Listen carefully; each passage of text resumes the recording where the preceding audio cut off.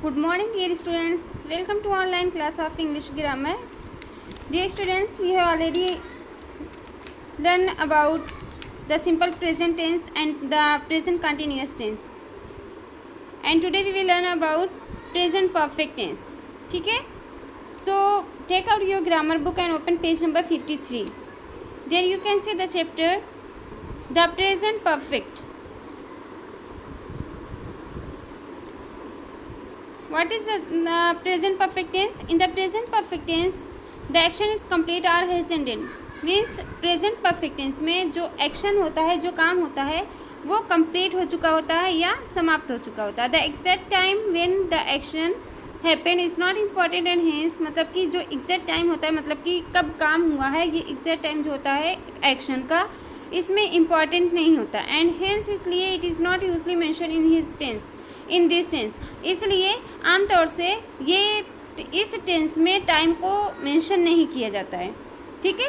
और अगर हम आसान लफ्ज़ों में बोले तो प्रेजेंट परफेक्ट टेंस क्या होता है? अगर सेंटेंस के लास्ट में, ठीक है, अगर सेंटेंस के लास्ट में चुका है, चुकी है या चुके हैं आए तो प्रेजेंट परफेक्ट टेंस कहा जाता है. जैसे वह खा चुका है, ठीक है, मैं पढ़ चुकी हूँ.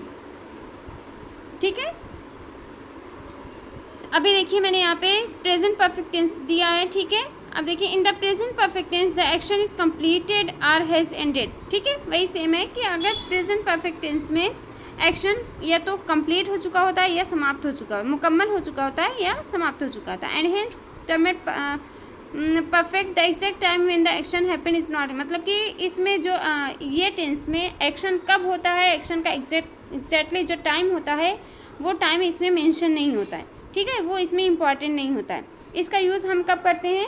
इसका यूज़ हम तब करते हैं जब हमें एक्शन के बारे में, उस एक्शन के बारे में बताना हो जो एक्शन पास्ट में हो चुका हो और प्रेजेंट में उसका रिजल्ट अब तक मतलब रहा हो. ठीक है. यानी पास्ट में ही वो काम हो चुका होता है. ठीक है. अब इसका स्ट्रक्चर देखिए, मतलब अगर हमें कोई भी प्रेजेंट परफेक्ट टेंस बनाने के लिए मिल जाए, मतलब कि हिंदी का कोई ऐसा वाक्य, हिंदी का कोई ऐसा जुमला बनाने के लिए मिल जाए जिसके लास्ट में आए कि चुका है या चुकी है या चुके हैं. ठीक है.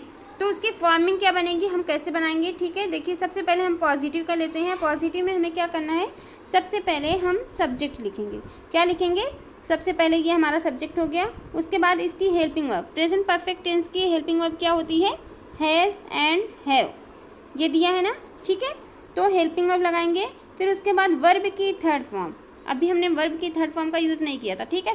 सिंपल प्रेजेंट टेंस में हमने वर्ब का यूज़ किया था, वर्ब की बेस फॉर्म यानी फर्स्ट फॉर्म यूज़ किया था.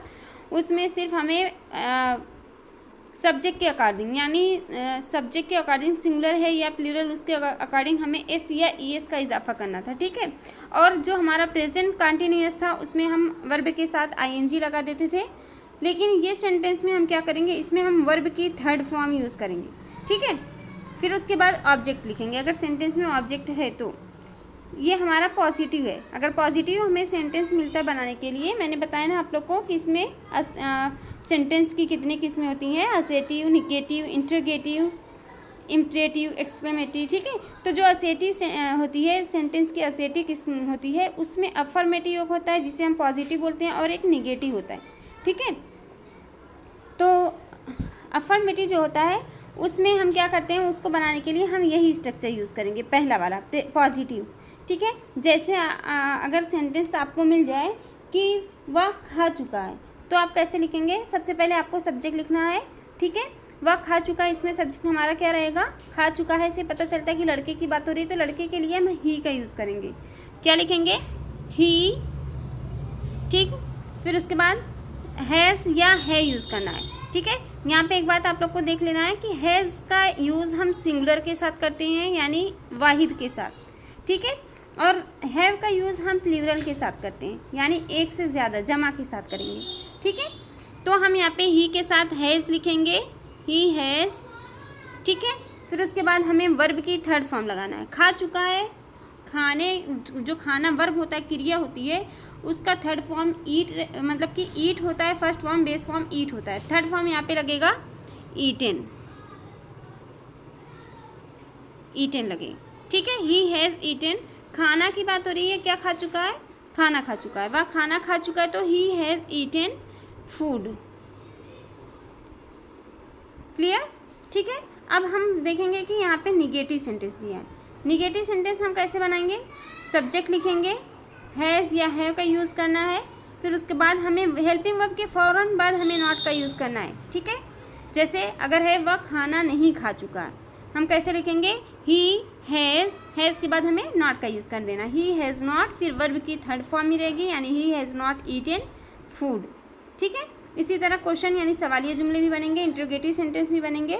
इंट्रोगेटिव सेंटेंस में हर एक टेंस की तरह, जैसे कि हमने प्रेजेंट कंटिन्यूअस टेंस लिखी है, सिंपल प्रेजेंट, तो इसमें क्या करते हैं, जब हम इंट्रोगेटिव सेंटेंस बनाते हैं तो हेल्पिंग वर्ब को हम पहले लिख देते हैं सेंटेंस में, ठीक है। इसी तरह इसमें भी लिखना है, वह खाना खा चुका, क्या करेंगे, हैज़ ही ईटन फूड, ठीक है। यहाँ से हम हैज़ लिखेंगे, ही लिखेंगे सब्जेक्ट, ईटन फूड, ठीक है। इस तरह हमारा सेंटेंस कंप्लीट हो जाता है। अब इसी तरह अगर हमें लिखना है कि क्या वह खाना नहीं खा चुका है, तो हम लिखेंगे hasn't he eaten food, has के बाद हमें नॉट का यूज़ कर लेना, has not he eaten food, ठीक है। वह खाना क्यों खा चुका है, वाई हैज़, ठीक है। हैज़ से पहले हमें वाई लिख लेना है, why has he eaten food, ठीक है। इसी तरह हमारा सेंटेंस मुकम्मल हो जाता है। अब यहाँ पे देखिए नोट में क्या दिया है, नोट में दिया है, यहाँ नोट में देखिए क्या दिया है, आई यू वी दे, मतलब किसके साथ, हमें यहाँ पे दो हेल्पिंग वर्ब आती है ना, हैज़ और हैव, ठीक है। तो यहाँ पे इसीलिए दिया गया है ताकि आप कोई भी कंफ्यूजन में ना रहें, आपको कुछ भी मतलब प्रॉब्लम ना हो, तो आप लोग देख लीजिए, आई यू वी दे के साथ हमें हैव का यूज़ करना है, किसका यूज़ करना है, हैव का, यानी प्लूरल के साथ हमें हैव का यूज़ करना है, ही शी इट के साथ हमें हैज़ का यूज़ करना है। इसी तरह अगर सेंटेंस में कोई एक नाम आ जाता है, सिंगुलर है, तो हम हैज़ का यूज़ करेंगे, और अगर कोई दो नाम है यानी प्लूरल है, एक से ज़्यादा है, तो हम हैव का यूज़ करेंगे, ठीक है।